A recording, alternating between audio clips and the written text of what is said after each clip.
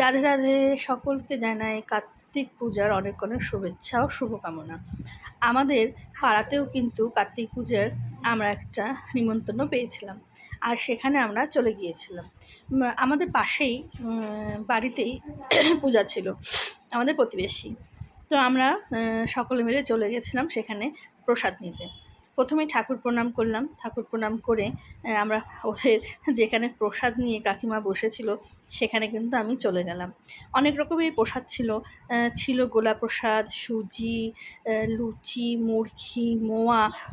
আমি বললাম, কাকিমা তুমি কিন্তু একটু দাঁড়াও, আমি কিন্তু প্রসাদগুলো একটু ছবি নেব। বলে, হ্যাঁ তুই ছবি নে, আমাকে কিন্তু নিস না।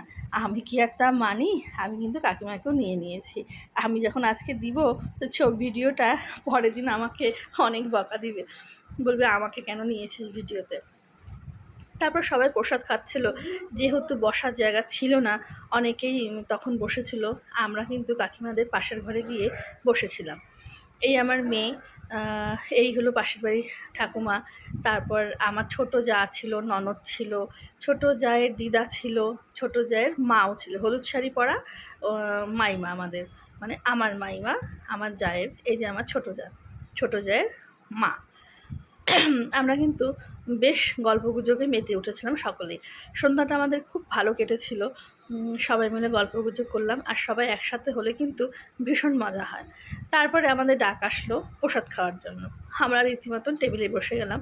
এই দেখো, ছোট ছোট বাচ্চারাও প্রসাদ দিচ্ছে, গ্লাস দিচ্ছে, কেউ জল দিচ্ছে। সবাই কিন্তু আনন্দ করে পূজার প্রসাদটা দিচ্ছিল।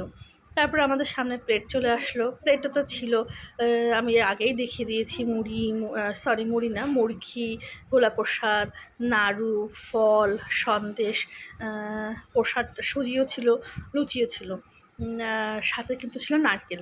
আমার কিন্তু প্রসাদটা খুব ভালো লেগেছে, গোলা প্রসাদটা কিন্তু দারুণ হয়েছিল। তারপরে ছিল খিচুড়ি দিয়ে আমরা ঝালমুখ করলাম। খিচুড়িটা কিন্তু দুর্দান্ত হয়েছে। কে কেমন খিচুড়ি খেতে পছন্দ করো আমাকে বলো। আমার কিন্তু নরম খিচুড়ি ভালো লাগে। তারপরে শেষে ছিল চাটনি। প্রসাদ খাওয়া শেষ, আমরাও বাড়ি চলে আসলাম।